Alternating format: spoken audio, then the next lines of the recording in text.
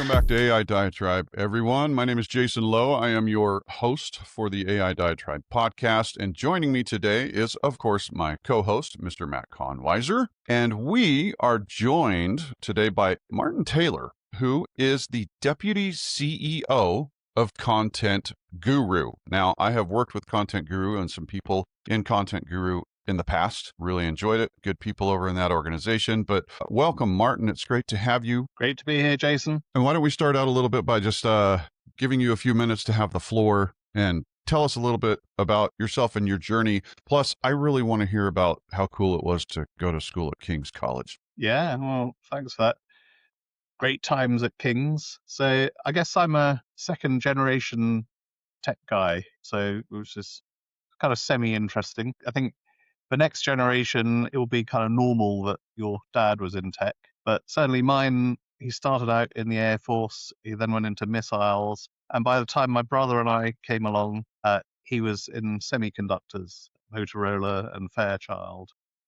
And so we kind of grew up with an unhealthy amount of compute in our lives, and certainly an amount that was very unusual in our time. He went on then into the communications world, worked on some of the first integrated contact centers in Europe, into mobile telephony, and eventually into digital signal processing for the nascent voice processing industry, which is kind of about the time I graduated out of King's. So I had a great time there in the School of Physical Science and Engineering, doing my BSc. I was not the most studious student in the place, it's got to be said, but it's a brilliant institution, lots of amazing people around me. And actually, in terms of the kind of higgledy-piggledy nature of the buildings and the kind of central city location and all the secret passages everywhere, I was doing a college tour with my daughter a few weeks back. She's in what you call junior year of high school. We wound up at MIT, and we're going through all these underground passages and things and into these old buildings that look great and have new stuff in them. And I actually thought, this is just like King's, but obviously only that bit better. So yeah, I had a great time. Age 22, set up Redwood Technologies, as it then was. Got my brother to come and join me, also graduate of King's. He had been working out in Silicon Valley, running a firmware team in the DSP world. We got a few of our probably cleverer friends from King's together, so we had that kind of gang to start with, and one or two of them are still with us. They've lasted the course, including our CTO, Rob Mansfield. Very much it was that college startup kind of gang. We grew the business from doing automation of telecoms into TV services, so we did things like Millionaire, Big Brother, Pop Idol, X Factor, any show with dancing in it, where the public needed to vote a lot or they wanted to enter these TV shows. So that's really kind of how we came into the world of large-scale public contact as a technology company. And then in the mid-noughties, that's when we set up ContentGuru, which is kind of what's brought us to where we are today. So we've still got Redwood. Redwood's now our R&D and our holding company. I guess it's our alphabet to the ContentGuru Google, and still very much the repository of our intellectual property. So it's been a wild and exciting ride of over 30 years now, worryingly. Wow. Well, that is a very interesting journey. That's more than I knew. I was not aware that you were involved in a lot of those early TV shows and things like that. So that's awesome. I'm jealous. That's why we like AI and automation, because that's what we come from, the world of automated services. It was actually from the TV world that we segued into contact center in the first place. So I would say we came from automation. So we were doing all these TV shows, and it was very exciting, but we thought, well, we've got this great big platform that we built that we call Storm. We could do with using this round the clock. We're going to get a better return on our investment than if it's just doing these big shows on a Saturday night. And the drama when the phone number would go on the screen, probably the heart palpitations were just too intense. So we figured if we could have something that was more of an everyday type of business, that would be cool. And around about that time, some people that we'd worked with at BT, who were then Redwood's biggest customer doing the TV voting, they had moved to a large energy company. And they said, actually, when the lights go out in London, then we're overwhelmed, we're deluged with callers, and our systems can't cope. Could you put your big platform in front of our contact center and use your automation to filter out some of this traffic and deal with these calls? They said, yeah, we thought that's a great use of it. So we did that. They're still our customer, UK Power Networks. And right now we automate, I think, 94% of all of their calls completely. Anyway, it was a few years later that we were asked to actually do the contact center because we were fielding so many of the calls in our environment, and fewer of them were needing to go downstream to the actual people. And so that's how we kind of came into contact center over 15 years ago now. Well, that's fantastic. Well, thank you for joining us today from Reading. By the way, incidentally, a little anecdote. This is our third international episode in a row because 2 episodes ago we had someone in the UK.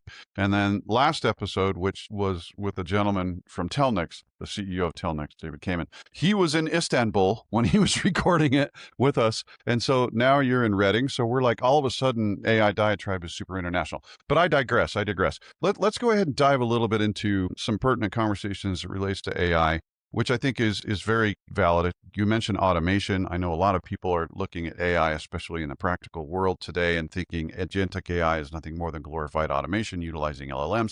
That's fine and dandy, but I want to throw a few statistics out there and ask you a little bit of a pointed question, okay? The first statistic is that 80% of, this is all according to Gartner, 80% of orgs are using or are planning to use AI in customer service. That is as of 2025, which I'm sure that's probably gone up.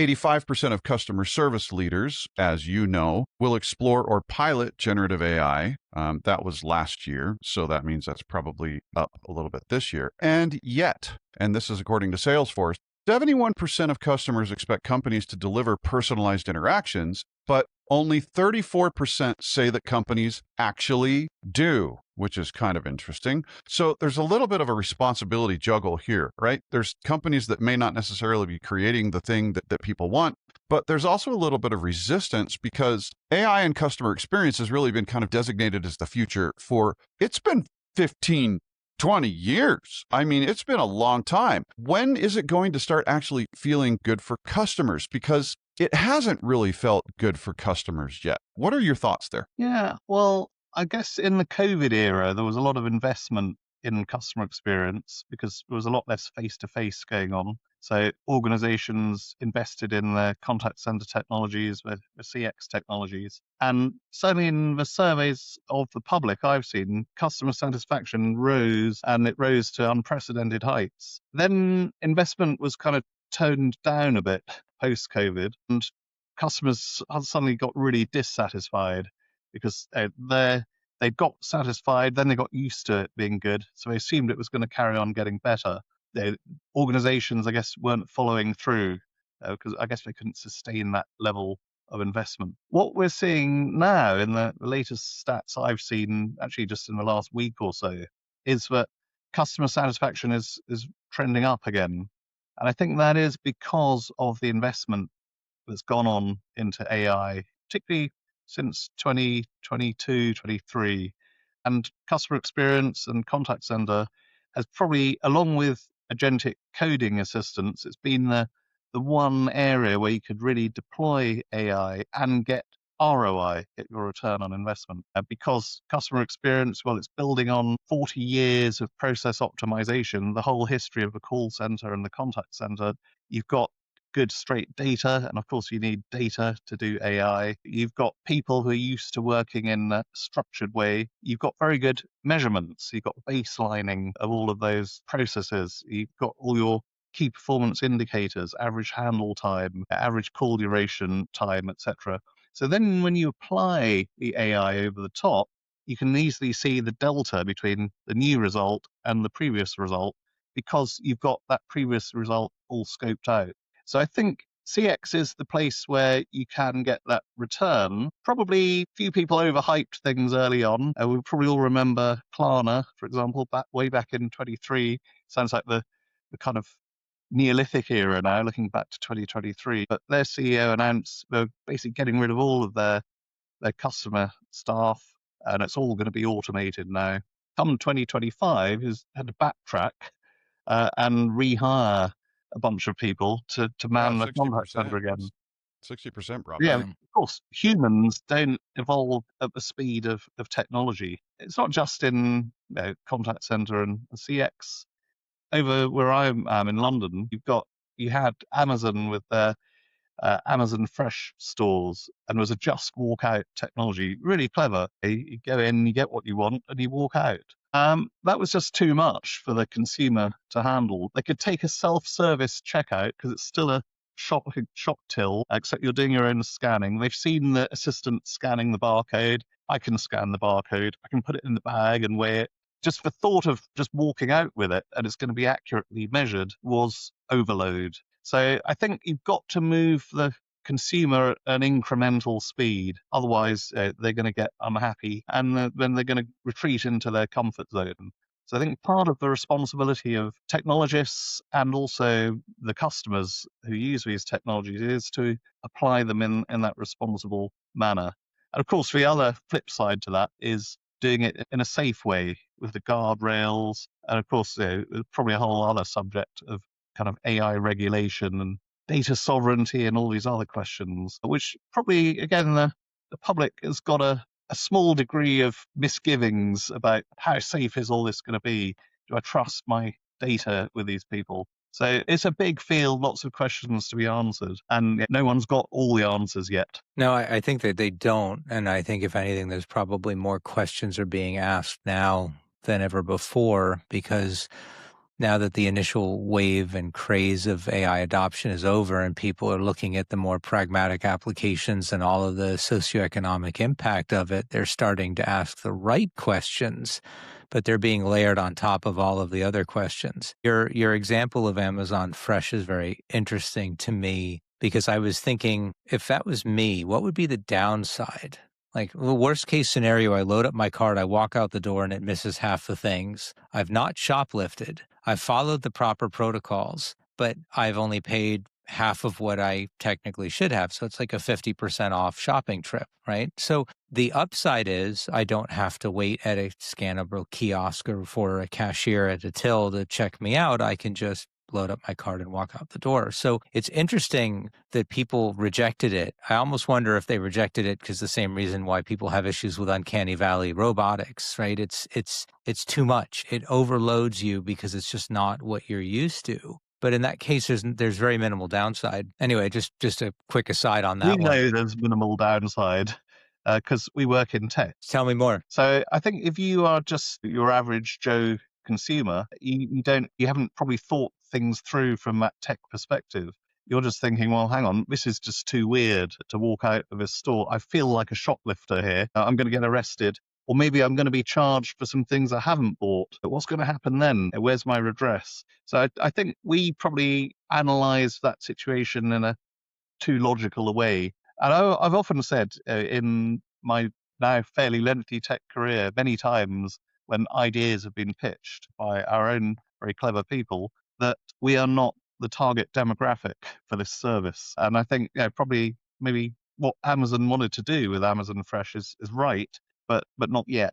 These things tend to come back around a bit later on, and then people are okay with them. So here's my only counter to that, because it's Amazon. I bought something from Amazon last Friday. It arrived Saturday. I took it out and it actually burned up. It was an electrical component and it fried itself. And it was $100-something product. And I went through Amazon to try and just get a replacement component of the whole kit that I ordered. And they couldn't do it. And the customer service, the AI customer agent just kept getting hung up and sending me in circles and say, well, just return it. Just return it. I said, I don't want to return it. I finally called an agent and I spoke to somebody on the phone and I sent them pictures of what the defective unit. And I said, I just need to replace this one piece. And they came back and they said, you know what? It's not replaceable. So we're just going to refund you in full. You can keep everything. And then if you want to use that credit to just buy another one, you can do that. I think Amazon makes so much business that the LP concerns that they have about being overcharged, if somebody reports it, they'll just refund it and take the person at their word. I mean, that's why I'm saying I think it's minimal downside for the consumer. But my background is contact center. I I worked at Nortel and Avaya, you probably names you're familiar with. And, Just a you know, little. contact center was always a challenge for us. We were talking about the evolution of IVR over the years, going from, you know, having to do the actual dial trees to listening to interactive voice response to now generative models being able to do speech to text and adaptive translation so people can speak in a more natural way. Here's my big thing was that the agents, the big advantage for the agents with AI is the ability to research and index not only the customer, but the supporting information that customer might be looking for faster than they could type out a Google search. So the time on hold, the time to resolution, and the overall customer satisfaction improves. Now, you also mentioned sovereignty, and sovereignty is very important to me personally. Ethics, governance, and sovereignty are my top priorities when I think about AI and I talk about AI. So with a platform like Storm, how are you solving for the desire for organizations within country boundaries or within their own corporate boundaries to address issues of sovereignty while still being able to improve that customer satisfaction score, reduce time to resolution, and give people what they're looking for without using one model for everybody? Like, what's your thought on that trend? Because I think sovereignty is causing problems for a lot of these big global service providers now, just like in the past, Germany and France did for the rest of the world whenever anybody had a service they wanted to spin up. I'm just curious, I mean, I think you're spot on with the trends. I'm just curious, what does the impact look like to the ContentGuru and to Storm? Yeah, I guess for us, we always went about doing cloud in a slightly different way to most people.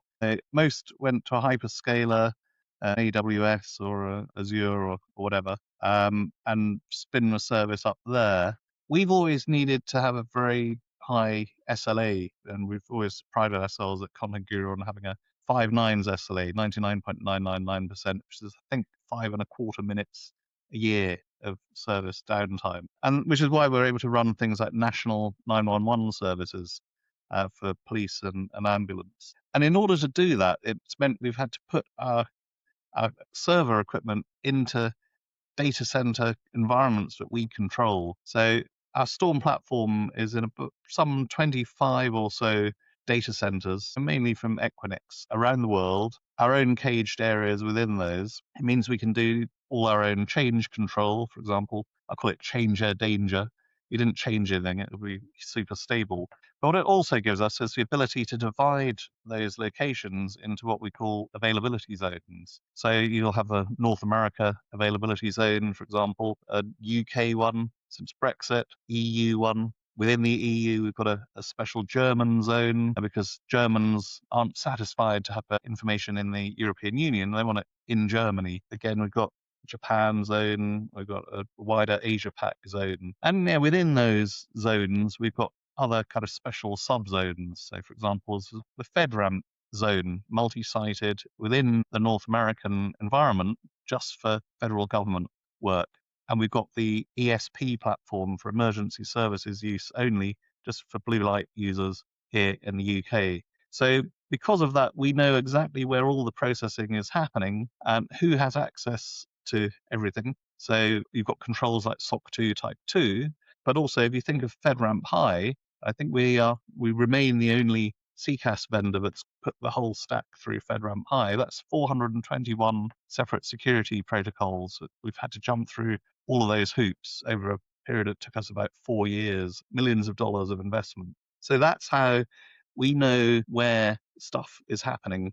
And then aside from that, there's the jurisdiction element. So we have local organizations in all of the key trading areas, whether it's in Japan or it's in Portugal or wherever we are operating. So you'll have a local entity operating a local platform under local environmental conditions and adhering to all the regulations that are enforced there. And so that way we've been able to provide a suitable level of reassurance. Funny enough, having come from the system business as Redwood, there is now occasionally the demand to have some, dare I say it, on-premises element, site survivability, call it what you will, to satisfy certain types of customer. And we're able to provide that as well, usually a kind of, I suppose, subset of basic functionality that could carry on if the cloud no longer was available for whatever reason. So, building in layers of resilience, and then, of course, all of the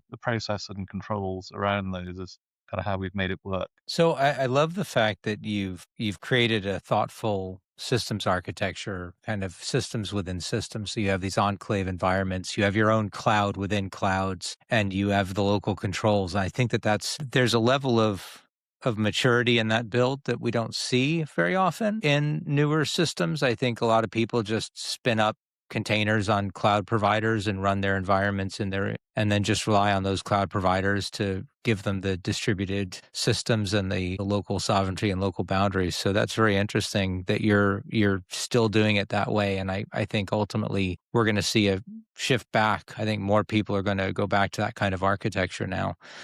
But I'll give you I'll mention something now. We have OpenClaw.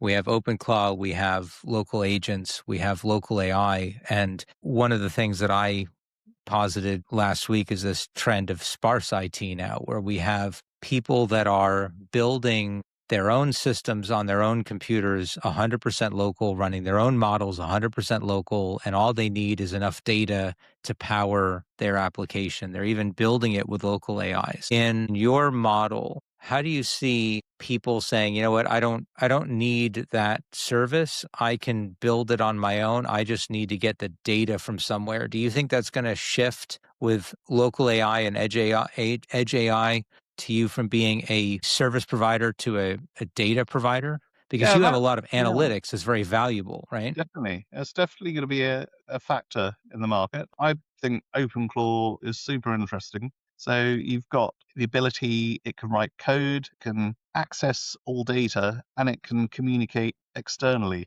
So it's very exciting, but of course that makes it equally dangerous. So it can get all your data, write code, and communicate with it. So I think the probably large enterprise and specialized sectors such as medical, such as public safety, utilities, financial services that we work in, they can't afford to take big risks. They need, ultimately, their objective is a superior customer experience to give them differentiation and competitive advantage, but they can't afford downtime. Data is the new oil. Data loss is the new oil spill. So no one wants to be the kind of deep water horizon of data, because that could be an existential event for your business pretty quickly. But yes, definitely all those tools, we like them. And we use Cursor, for example, as a coding assistant for our engineers. You wouldn't find an accountancy firm where they didn't use calculators, for example, would you? But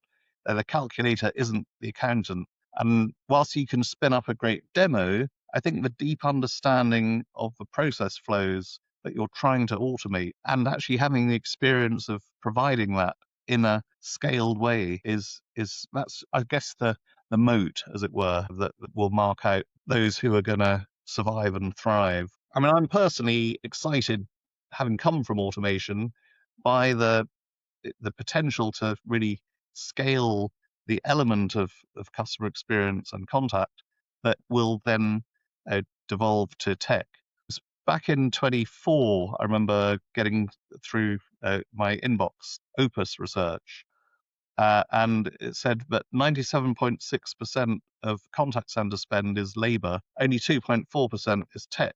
Saying, wow, our job has been persuading people that our 2.4% of spend is better than the next guy's 2.4% of spend. In this report, they predicted that 58% of that labor would be automated by 2032. So that immediately kind of got me thinking. I've always considered that automation replacing labor should do so at about 1/4 of the cost. So with some quick maths, if you take 58% of 97.6% and then you divide that by 4, you're getting to 14 point something percent. Put that on top of the 2.4% that tech already had. Suddenly you've got 16.5% or so, roughly a 7-fold increase in the total addressable market if that tech can command all of that uplift in tech spend. Therefore, the job of people who've been in the CCaaS industry or the CX automation industry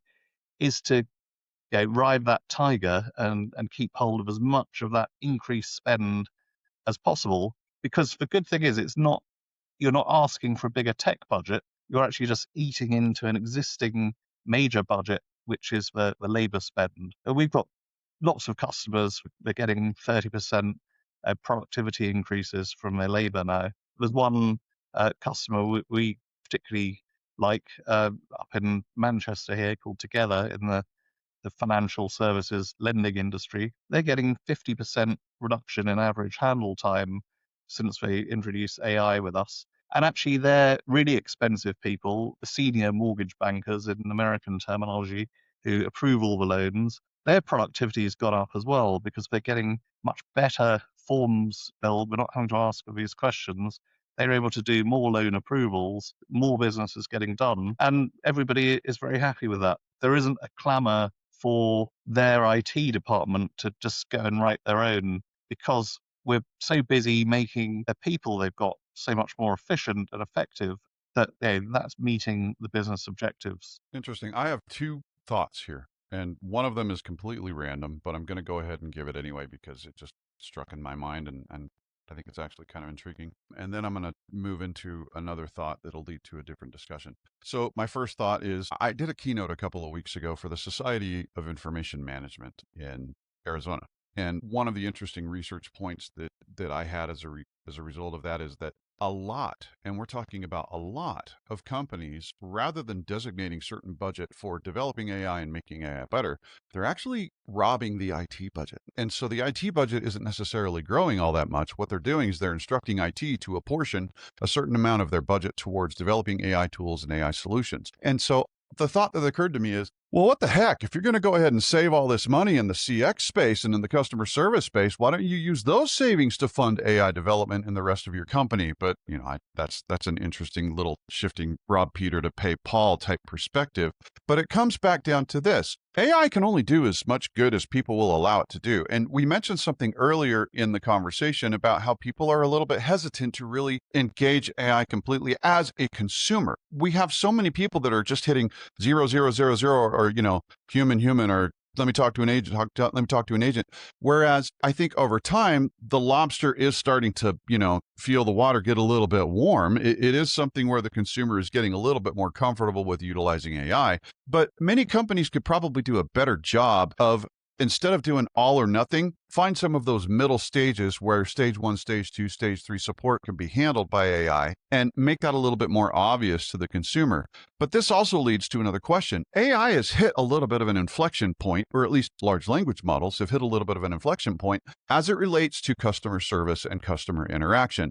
We are rapidly approaching the point where companies that don't adopt AI in CX are really going to be facing serious issues. But does that mean that AI and CX becomes a real competitive moat, or do we see it just kind of commoditizing and everybody just pretty much has to adopt it no matter what? What's going to happen to the companies that are hesitant in trying to apply AI to their business processes now? And isn't CX probably the best place to start doing that? Yeah, there's three great points in and around that. One is, obviously robbing the IT budget. That is pretty short-sighted, thinking that miracles are going to be worked from spending less. You always have to invest if you want a return.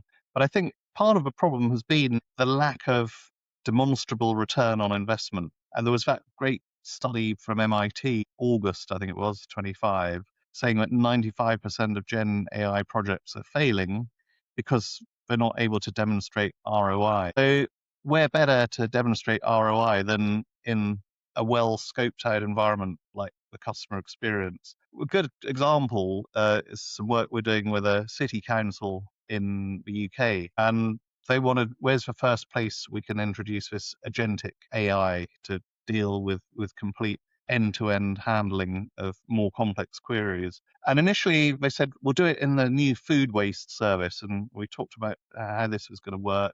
Letters are going out.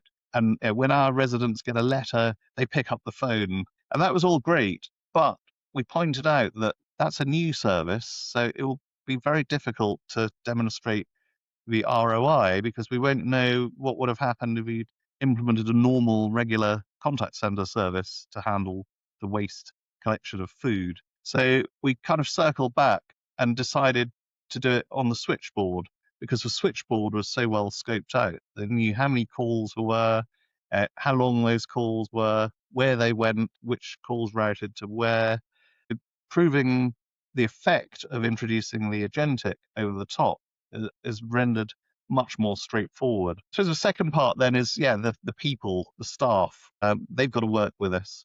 Now, in contact center, a surprisingly high amount of the time isn't spent talking to customers or having chats with them or anything. Is spent doing all the wrap activities, the after contact activities, filling in forms, tabbing here and there. One of our big financial services clients, they did a study. Their average agent uses 12.8 systems of record. And most of the training is how to find where to enter information and where to get information from. So therefore, if AI can get that information, or actually in their case, we're centralizing where the information goes to into our customer data platform, and then it's populating out to those 12.8 systems of record downstream and writing to them in their way. So the contact center agent doesn't need to worry about how to do that.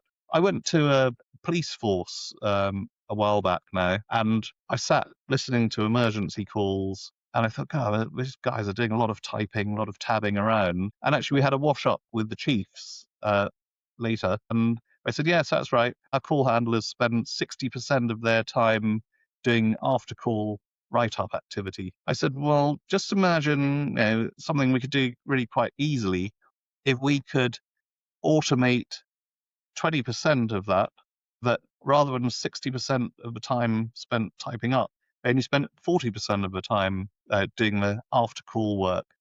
And that will free up another 20% for handling calls. It will be as if you've got a 50% headcount increase, because we're going from 40% to 60% of the time. And that's not even doing anything massively ambitious. So you can do a lot in terms of taking away that admin, the kind of work people don't really like doing, all the typing up, just handling that in an automated way. If nothing else, why not just transcribe the call as you go, rather than be typing up into, you see it often, WordPad, that still exists as a thing in many contact centers. So just take on the uncontentious work that people do, make those people much more efficient and effective. And actually, it shouldn't be a surprise, but it runs contrary to what some people think. The actual staff who work like this have higher satisfaction, because workload is always the number one source of job dissatisfaction, the driver of churn. So they've got less to do, and they prefer it that way. And obviously, you have to think a bit further ahead. You don't just want to have them working like hamsters in a wheel. You have to build in breaks and things, but those breaks aren't necessarily going to be there doing typing up and entering stuff into CRMs. And then the third point you raised about this kind of inflection point of LLMs in customer experience, what happens to the left behinds? We talked about people going too early, like Klarna had done. What about the people who leave it too late? So I think if you haven't at least moved to the cloud, you're risking being a bit too late here. There's still quite a lot of on-premises contact center in the world, particularly in larger enterprise and in government and in regulated sectors, because people have been too afraid to try and migrate all these processes. So I think getting into the cloud even if you're not doing AI yet, at least modernize your contact handling, get some omni-channel going. Use your chat, your email, socials, get WhatsApp on there, get text on there, plumb in some IoT, so you've at least got all of the threads in your hand. Get a customer data platform, so you're centralizing the data. It's in a nice, clean state. It was a few years ago, I went to a Mayo Clinic talk, and they were talking about how they approach AI. And it said data, discovery, validation, deployment in a nice wheel. I thought, I can dig that. So, and actually, so many people, they're thinking of a deployment and their data isn't straight. Those luckily left behinds can migrate reasonably quickly and bring themselves at least into the early 21st century, ready to go into AI.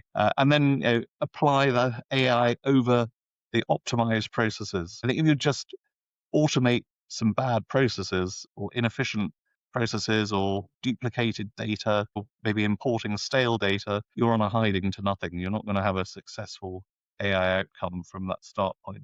Those are my views on it. If I started smiling as soon as you mentioned governance, because I'm thinking like, governance is one of the craziest things right now, because we have different leaders around the world with very different views on what AI governance actually is. Here in the United States, a lot of the regulations put in place to tightly govern AI were repealed earlier this year, and whether businesses have chosen to follow those repeals or not have been up to the individuals, most of which have still maintained their level of pre-repeal governance and governance levels.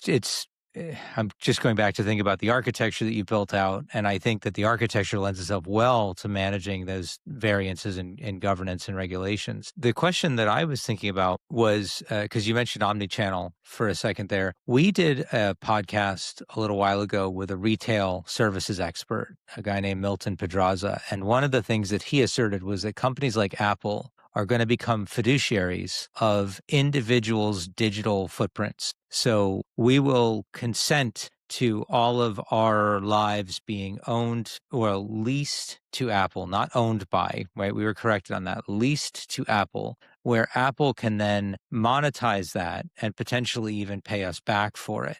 Do you think that model is viable? Do you agree that that's the direction? And how do you see companies like your own, which could benefit hugely from that kind of system, interplaying with it? And where do you see the monetization of it? And what do you think? Would a customer who calls into a Storm contact center be shocked to know that they would have, or that you would have that much information via Apple on them? Like, what do you think? Is that going to be the same kind of uncanny valley as Amazon Fresh walking out with all this stuff and thinking, oh my God, I've just shoplifted? Like, is that just going to freak people out and they're going to be like, no? Or do you think that that's the future? Yeah, definitely. I guess all of that sun in that solar system is trust, isn't it?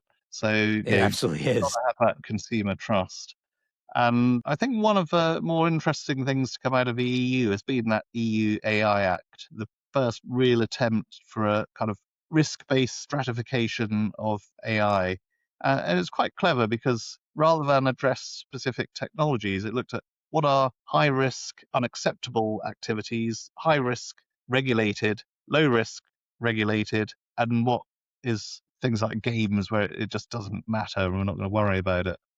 With one exception, though, right? Like the EU AI Act allowed you to do anything you wanted as long as you were claiming it was just for experiment or research. Yes, exactly. Pure research, as I said. Yes. And Pure so research, everything's fine. No bets. it's all pure here, nothing to worry about. So yes, like the GDPR, remember also emanated from the same august halls, is extraterritorial. So it follows the EU citizen as a kind of right wherever they are, which I know the US hates extraterritorial rules, but I don't think the consumer doesn't want to live in the Wild West. The Wild West was exciting but dangerous, and not everyone got the gold in the gold rush. So I think keeping that trust, and I think brands like Apple maybe have kind of earned the right to some of that trust. And people who are devout Apple customers might be perfectly happy Apple using their data, provided they benefit from it.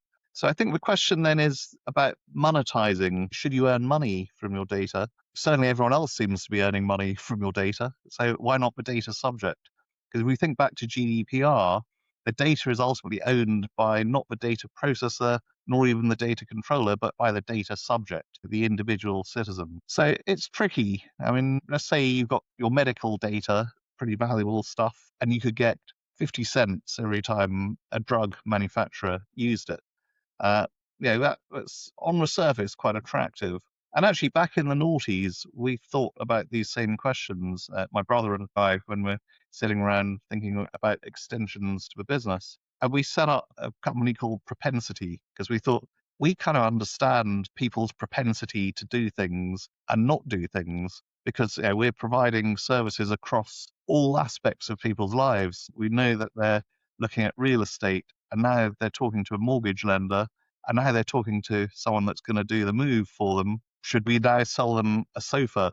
and a TV. We can connect the dots. But that was pre any regulation of the Wild West. But we saw that GDPR would be coming down the tracks, and actually you would be on some shaky ground taking data that was for one purpose and then repackaging it for another. So we kind of balked at that potential trust issue that we foresaw there. I think many others have simply not concerned themselves with that, and they've just plowed on. But as I say, I think you're going to risk losing that trust. We even came up with an idea of a kind of proto blockchain, so that how would people get the money for this? It would work when, for example, one retailer issued a voucher for another retailer, and that voucher was redeemed. We'll need some means of paying people back for these stages of a transaction. So I think it's not the technology, it's the people, again, are going to be the speed break here. I think you're absolutely right. To throw out a couple of interesting factoids here to back up some of the points that you made earlier. I think you cited, I think it was 58%. It's interesting because that correlates really nicely with McKinsey's study in 25 about how 60 to 70% of employee time could be automated by generative AI. Another thing to point out is that as far as customer service is concerned, the National Bureau of Economic Research, and again, we're talking about the United States National Bureau of Economic Research, which, is definitely not yours, but it is ours, does feel that 14% productivity increase is possible as it relates to AI for agents, and that 35% improvement could actually be had for agents that were a little bit less experienced. Now, again, this is contingent upon still maintaining human agents, which we know may have a relatively limited shelf life as OpenClaw and other agentic systems become a little bit more capable, but we're definitely headed in the right direction. I think I want to end with one last question for you, Martin. Let me ask you to give us two things. One, what are you most excited about as it relates to AI right now? And two, what are you personally most skeptical about as it relates to AI right now? I suppose as a business owner, I'm excited about the increase in market size. We love making tech, but ultimately it's a tech business. And one of the things that interested me when I went to the NVIDIA GTC keynote with Jensen Huang speaking, was one of the first things he said was that the customer service tech industry is going to be worth $35 billion a year because of AI. And it's worth a fair bit now, but nothing like that much.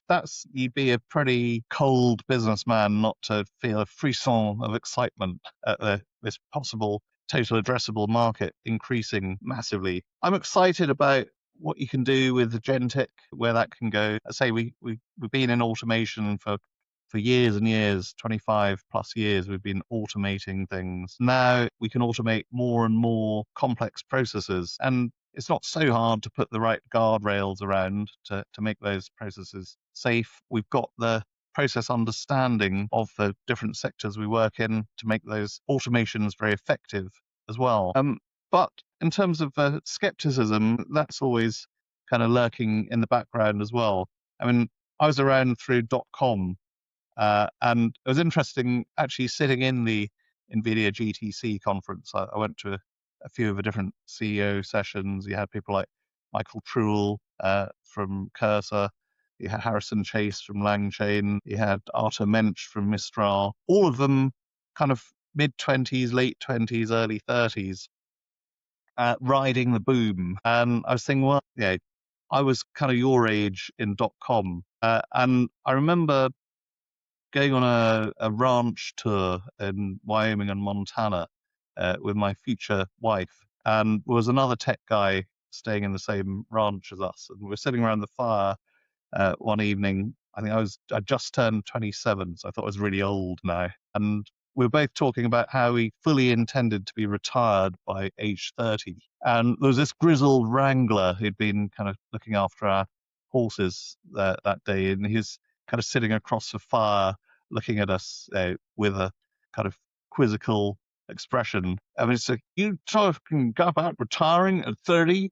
He was impossibly old. He was possibly 60 or something. And yeah, this was definitely what we thought we were going to be doing. So there's something of that just wild optimism going around. And the internet did change everything. but it didn't change it all immediately. And actually, one of the interesting things Jensen Huang said, actually on his way in to the conference, it was kind of an aside to someone, that I think AI is going to make us all a lot busier, like the internet did. So yeah, it's going to change everything, but not immediately. So I think those who think all enterprise SaaS is dead, these companies are worthless, SAP, etc., mark them all down to nothing, that is to grossly oversimplify the picture. So very excited about the prospects and the possibility, and the fact that we're in the vanguard of what you can do with this. We can apply AI, and we are applying AI already today for really very considerable productivity gains for our customers and additional revenue for us around the world. Skeptical that it won't quite pan out as immediately as some people might hope. And that's the kind of thing that triggers a backlash. We all know the Gartner hype cycle. I thought we were in the peak of inflated expectations a couple of years ago, but actually it's carried on to a bigger peak. After a peak of expectation, there's always a trough of disillusionment. Our job, I think, in CX technology is to ride out that curve by demonstrating these ROI use cases of AI at scale in CX, proving that this stuff works, because there will be a lot of disappointed people who backed various, as with .com, various long shot AI ideas and lost their shirt. So yeah, we'll have to ride out a chilly season at some point in the mid future. Not quite sure when that will be, but yeah, we need to all be ready for that, because that's inevitably the way things go. Well, it's interesting. As recently as a couple of years ago, I was referencing in many of the public speaking engagements that I had about that trough of disillusionment. And one of the things that I liked to say that is kind of proving out a little bit, and I'm not disagreeing with you, I'm saying it's going to be really interesting to see how it goes, because my theory was that AI is advancing so rapidly and capabilities are happening so quickly that they aren't staying static enough for people to actually fall into the trough of disillusionment, because it keeps bumping up back up to, crazy hype areas. So I don't know. I think the next Kind few of a years are pulse definitely check, pretty isn't it? interesting. Bang, bang, bang, bang. Yes, exactly. It keeps on pushing up. That's why I say it's carried on going up long after I thought gravity must take hold, Yeah, because it's gravity can only working. happen if you're actually not having upward momentum that keeps getting renewed. That's for sure. No one wants to be that kind of cartoon guy that's running and there's the air underneath that eventually drops. But I don't think CX is going to be that guy, because it's working for us and we are demonstrating it in the real world at scale, thanks to 40 years of process of the call center that we're building on. We're standing on the shoulders of giants, perhaps. Well, Martin, thank you so much for your time today. I want you to know that this has been fantastic. Great conversation. Would you be open to coming and joining us again at some point down the road? I'd absolutely love to. Yeah, it's been a real pleasure. The time's absolutely flown by, for me anyway. For us too, believe me. All right, everybody, thank you for listening. And for those of you that are watching, thank you for watching this episode of AI Diatribe. We will be back soon. Be good, and we'll see you next time. Take care.